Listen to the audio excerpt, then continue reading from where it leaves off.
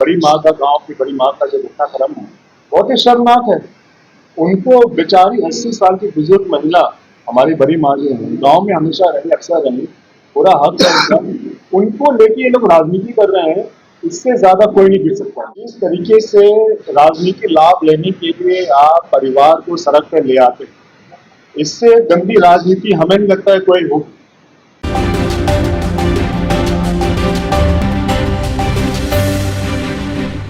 लोक जनशक्ति पार्टी के प्रदेश अध्यक्ष प्रिंस पासवान, जी हां, हम उसी पार्टी की बात कर रहे हैं जिसमें पशुपति कुमार पारस के जो भतीजे हैं प्रिंस पासवान प्रदेश अध्यक्ष हैं।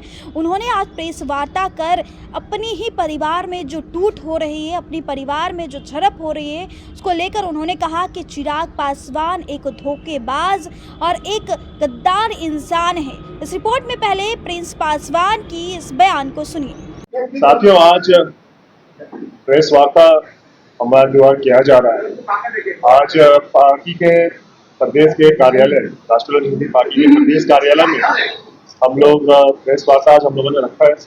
इसका मुख्य उद्देश्य है जो 14 तारीख को पार्टी और दलित सेना के द्वारा बाबू सभागार में हम लोग अम्बेडकर जयंती समारोह का हम लोग करने जा रहे हैं। इसके उद्देश्य में आज ये प्रेस कॉन्फ्रेंस रखा गया है और उस समारोह में एक महाजुटान उसमें होना है पूरे प्रदेश के कोने कोने से और पूरे देश में जो हम लोग के दलित सेना के लोग हैं, हमारे पार्टी के लोग उस कार्यक्रम में शामिल होंगे और एक भव्य कार्यक्रम हम लोग करने के लिए जा रहे हैं, जहाँ पे हम लोग 15-20-30 हज़ार लोग उसमें आएंगे। गांव से लोग आएंगे। हम लोग पहले भी इस तरीके का प्रोग्राम अम्बेडकर साहब के जयंती के शुभ अवसर पर, उनके पुण्यतिथि के पूर्व अवसर पर हम लोग इस तरीके से करते आए हैं। पहले भी हमारी पार्टी ने बाबू सभागार में इस तरह के कार्यक्रम किए हैं और इस बार भी हम 14 तारीख को जो है, परसों 14 तारीख को हम लोग हमारी पार्टी और जो हमारा जो संगठन है दलित सेना संयुक्त, हम लोग ये सम्मेलन कर रहे हैं और एक बहुत ही भव्य कार्यक्रम होने वाला है। सफल कार्यक्रम। आप लोगों पर कुछ पूछना है इसके ऊपर? तो क्वेश्चन है 14 अप्रैल को देखिए, हम लोग का उद्देश्य था पहले तो मैदान में करने का, लेकिन उस वक्त बुकिंग हो रखी थी शायद, हाँ, और इस वजह से उसमें मिला नहीं, तो हम लोग बाबू सभागार में कर रहे हैं। लेकिन हमारी कैपेसिटी है, हम चाहते हैं ज्यादा से ज्यादा लोग आए, लेकिन 20-25 हज़ार लोगों को हमने लक्ष्य रखा है। हमारे राष्ट्रीय लोक जनशक्ति पार्टी और जो हम लोग का सामाजिक संगठन है दलित सेना, 1983 में इसका गठन हुआ था और हमारे पूर्व केंद्रीय मंत्री हमारे पार्टी के राष्ट्रीय अध्यक्ष हैं, उसके भी राष्ट्रीय अध्यक्ष हैं और दोनों संगठनों का संयुक्त सम्मेलन किया जा रहा है। हमारी पार्टी अक्सर ये बनाती आ रही है, पहली बार नहीं बनाई है और हम लोग अक्सर प्रयास करते हैं, हमारी पार्टी अक्सर प्रयासरत रहती है कि हम लोग हमेशा बाबू सभागार से बनाए। पहले भी ये पार्टी हम लोग करके, बाकी दलों का हम नहीं कह सकते हैं। हमारी पार्टी का सिद्धांत ही बाबा साहब अम्बेडकर जी के ऊपर है। हमारी पार्टी का आइडियोलॉजी और दलित सेना का जो गठन किया गया था 1983 में, आज के संगठन बारे में हम किसी नए संगठन हम नहीं कहेंगे, लेकिन हमारा संगठन 1983 बहुत पुराना है और तब से हम लोग ये चीजें करते आ रहे हैं। उनकी याद में हम इस तरह के प्रोग्राम करते हैं, उनके विचारधारा पे हमारी पार्टी और हमारे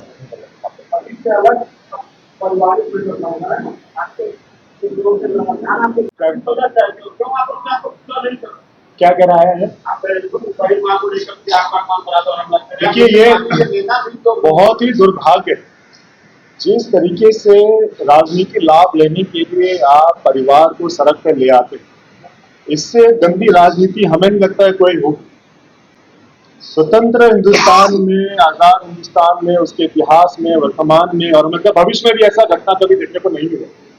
जिस तरीके से किस हिसाब से राजनीति लाभ लिया जाए और उसके लिए आप परिवार का बलिदान दे दें, परिवार को बदनाम कर दें, परिवार को आप सड़क पर ले आए। तो आपने घटनाक्रम बताया है, बड़ी माँ का गांव की बड़ी माँ का जो घटनाक्रम है बहुत ही शर्मनाक है। उनको बेचारी 80 साल की बुजुर्ग महिला हमारी बड़ी माँ जो है गांव में हमेशा रही, अक्सर रही, पूरा हक है उनका। उनको लेके ये लोग राजनीति कर रहे हैं, इससे ज्यादा कोई नहीं गिर सकता।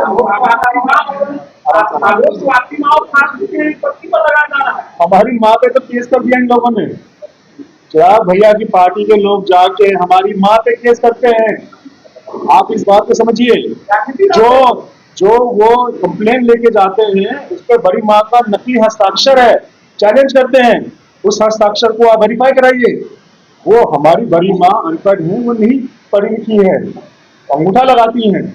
उनका नकली हस्ताक्षर कर यहाँ से पटना से लोग गए हैं, इनके पार्टी के प्रदेश अध्यक्ष गए हैं, इनके जिला अध्यक्ष थे वहां पे और सांसद प्रतिनिधि थे, ये सारे के सारे, और पटना से मीडिया लेके गए हैं। आप समझिए इस घटनाक्रम को। पटना से मीडिया लेके गए हैं और वहां ले जाकर थाने में जाके कंप्लेन करते हैं। भाई घर में कोई विवाद भी होता है, मान लीजिए आपके घर में विवाद हो तो आप क्या करिएगा? आप दिल्ली मुंबई फोन करके आदमी को बुलाइएगा, और आप दूसरे को बुलाइएगा? बताइए क्या करिएगा? आप वजह पूछ रहे हैं, आप पत्रकार साथी हंस रहे वजह पूछ के, क्योंकि आपको भी पता है वजह क्या है। यहाँ जितना भी यहाँ हमारे पत्रकार साथी सबको पता है वजह क्या है। वजह ये है, बता देते हैं, एक एक करके घटनाक्रम बता देते हैं, हम एक एक का हर सवाल का जवाब देंगे। कमी हम में नहीं, कमी उनमें। और जिनके घर शीशे के होते हैं वो दूसरे को पत्थर नहीं फेंकते। ये सारा का सारा घटनाक्रम, इसके पीछे सिर्फ एक वजह है। हमने जैसे शुरुआत में कहा, राजनीति। राजनीति कैसे है? शहर बंदी गांव जो है वो किस विधानसभा क्षेत्र में आता है? अलोली विधानसभा क्षेत्र में आता है। आप समझिए, आप सही बोले, अलोली विधानसभा क्षेत्र में आता है। अलोली से 7 बार कौन विधायक रहे बताइए? हमारे पापा जी रहे, हमारे 5 बार मुझे पापा रहे। आप समझ गए? आप मीडिया साथी हैं, वहां मुस्कुरा रहे हैं, आपको सारी बातें पता है, क्योंकि वहां से 7 बार रहे हैं। वापस ये कि चुनाव का माहौल आया तो भाई कैसे बदनाम करें, क्योंकि ये लोग तो अभी गाँव गए नहीं। गाँव जाते हैं सिर्फ फोटोशूट कराते हैं, पानी दीजिए हम। गाँव जाते हैं सिर्फ फोटोशूट कराते हैं, गाँव तो कभी गए नहीं। तो कैसे सहानुभूति बटो, कैसे लोग का विश्वास बटो? आपने कई मीडिया साथी लोग गए थे, गाँव गए थे, वहां पे पब्लिक ओपिनियन आप लोगों ने लिया, आपने सबका सुन लिया कि सब लोग क्या कह रहे हैं, नहीं कह रहे हैं। सिर्फ और सिर्फ वहां जो कुछ लोग जो फोटोशूट करा रहे हैं ना, जो मीडिया में बयानबाजी कर रहे हैं, जो फोटोशूट करा रहे हैं, उनको वहां से चुनाव लड़ना है। आप समझिए इस बात को, वहां से चुनाव लड़ना है। अब चुनाव लड़ना है तो भाई हथकंडे कैसे अपनाए? इतनी घटिया राजनीति, सिर्फ और सिर्फ राजनीति लाभ लेने के लिए। बिल्कुल, आपने बिल्कुल सही कहा। आप भी ट्रैक पे आ ही गए ना। सेकेंड लाइन तो आप बोलिए थी। पहला, सबसे पहले बड़े पापा वहां से चुनाव लड़े। जब बड़े पापा वहां से चुनाव लड़े, जब लोकसभा लड़ने लग गए, तो वो सीट पे हमारे मझले पापा, हमारे राष्ट्रीय अध्यक्ष पशुपति कुमार पारस जी लड़ने लगे। उस वक्त वो शिक्षक थे, राजनीति में आने से पहले हमारे मझले पापा शिक्षक थे। फिर उन्होंने वहां शिक्षक की नौकरी छोड़कर वो राजनीति में आए और वहां से चुनाव लड़े, लगातार चुनाव लड़ते रहे। हमें 8 बार क्रम से वहां चुनाव लड़े और उन्होंने वहां के जनता की सेवा उन्होंने किया।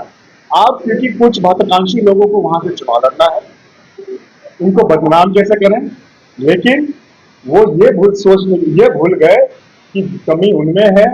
वो अगर इधर कीचड़ फेंकेंगे तो कीचड़ उन पे भी लगेगा। अब देखिए, हमारे राष्ट्रीय अध्यक्ष जी तो ये बात बोल रहे हैं, अब ये उन पे निर्भर करता है।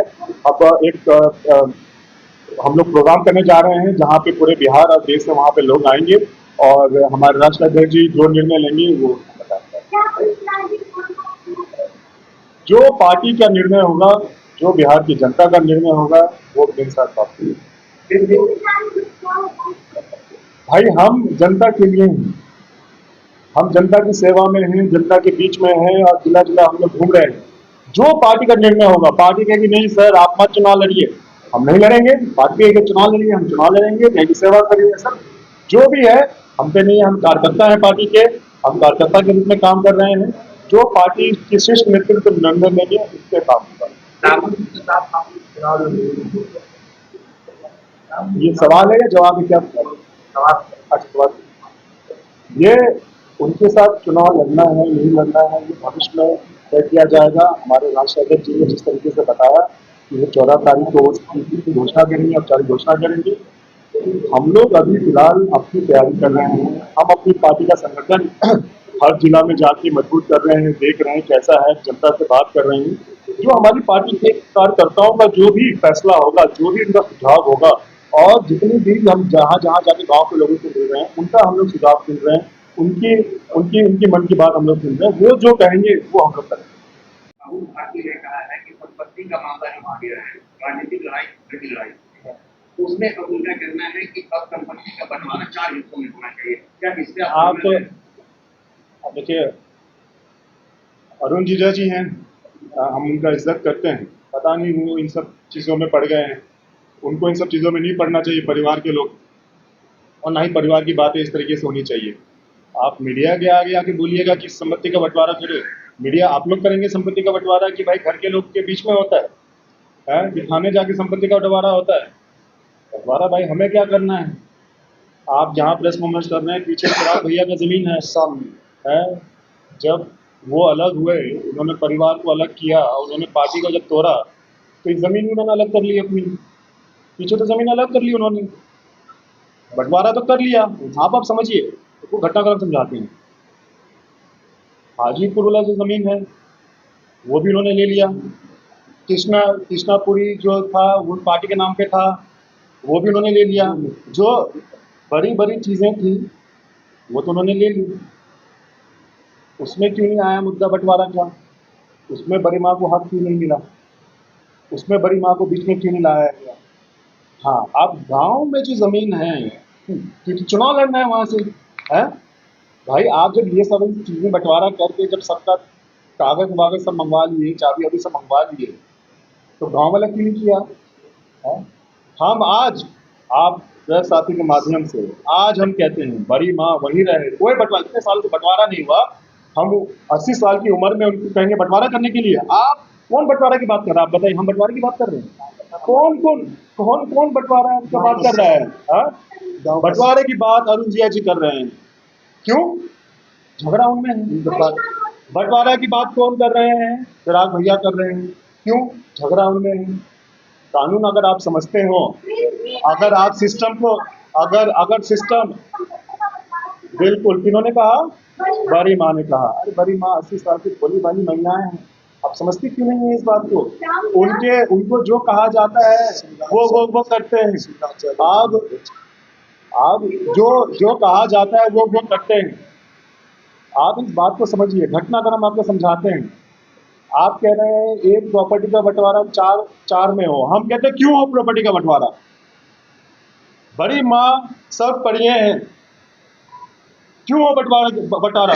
100% उनका है, वो रहे, और जहां है वहां मान सम्मान के साथ रहें, इज्जत के साथ रहें, ठाट के साथ वहां रहें। और ये लोग राजनीति करते हैं। बड़ी माँ बीमार पड़ गई, उनको सदमा लग गया, अरे तुम दिल्ली क्यों नहीं लेके आए? हेलीकॉप्टर से आप जाके फोटो शूट कराते हैं, लेकिन आप दिल्ली या पटना नहीं लेके आते इलाज कराने के लिए। और वहां पे इल्जाम लगाया जाता है, कहते हैं कि बड़ी माँ को जान का खतरा है। अरे भाई, बड़ी माँ को जान का खतरा है, आपके पास जेड सिक्योरिटी है, आप दिल्ली पटना में रखिए उन्हें। आपके माता पिता है ना, आपके माता पिता पे अगर जान का खतरा हो तो आप गाँव में छोड़े रहेंगे उन्हें, है कि खतरा हो ही जाए।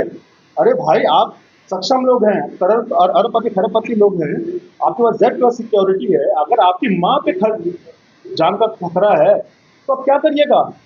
उन्हें गांव में छोड़ कर रखिएगा कि अपने साथ लेके आइएगा कि चलिए माँ का इलाज भी कराएंगे, आपकी जान का सुरक्षा भी हम करेंगे। लेकिन नहीं, नौटंकी, नाटक, षड्यंत्र रचना छोड़ रखा है गाँव में।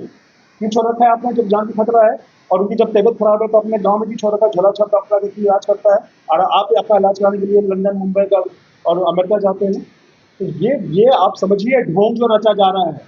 2020 में जब बड़े पापा का निधन हो गया तो किस तरीके से अपने पिता का मृत्यु का ये मजाक बना के वोट बटोरने की कोशिश कर रहे थे, ये आपने देखा, पूरी दुनिया ने देखा इस बात को। फिर जब 2020 में जब चुनाव था, यही नीतीश कुमार जी को जो आज लोग गले लगाते हैं, उन्हीं नीतीश कुमार जी को मैंने क्या कहा? मेरे पिता का अपमान किया, हम बदला लेंगे। कोई पुत्र उसके पिता का अपमान कोई करे, वो भूल जाए। 2 पैसे की लालच में दो कोरे की सीट के लिए भूल जाए उस बदनामी को है। जब 20 में था चुनाव तो वो गाली देकर हैं नीतीश कुमार जी को, मेरे पिता को गाली दिया, मैं जेल भिजवाऊंगा, 7 निश्चय योजना, जल योजना में घोटाला हुआ है, हम जेल भिजवाएंगे। लेकिन जब 24 में उनका वोट लेना था तो क्या किए ये? 2020 में तेजस्वी यादव जी से मिलते थे घर जाके, लेकिन जब 2024 में जब नीतीश जी का वोट लेना था तो उनको गले लगा दिए। बदनामी और जो बेइज्जत किए थे बड़े पापा को वो भूल गए और तेजस्वी जी को गाली देने लग गए उल्टा कि भाई हमारी माँ को गाली दी, हमारी माँ को गाली दी है। आप वही घटनाक्रम 2025 का है, फिर से चुनाव है, अलौली विधानसभा क्षेत्र से इनके प्रत्याशी हैं जो मीडिया में बयान दे रहे हैं, उनको वहां से चुनाव लड़ना है।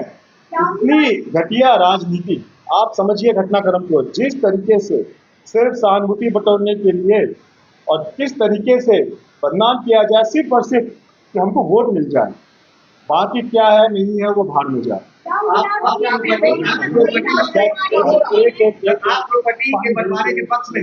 अरे भाई हम नहीं है, बड़ी माँ का है, बड़ी माँ वहाँ, अरे इतने सालों से बड़ी माँ वहाँ पे पूरी मालकिन वो बन के रही, इतने सालों से वो सब कुछ देख रेख वहाँ पे कर रही है। ये 80 साल की उम्र में बड़ी माँ को बंटवारा क्यों चाहिए? आप ये कभी सुने, कभी सोचे इस बात को, कभी आपने अध्ययन किया इस बात को? तो आपने प्रिंस पासवान को सुना, जहां चिराग पासवान पर जमकर भड़कते हुए प्रिंस पासवान एक बार फिर नजर आए, तो वहीं परिवार में हो रहे अभी कलेश को लेकर के उन्होंने पूरा काला चिट्ठा खोला है।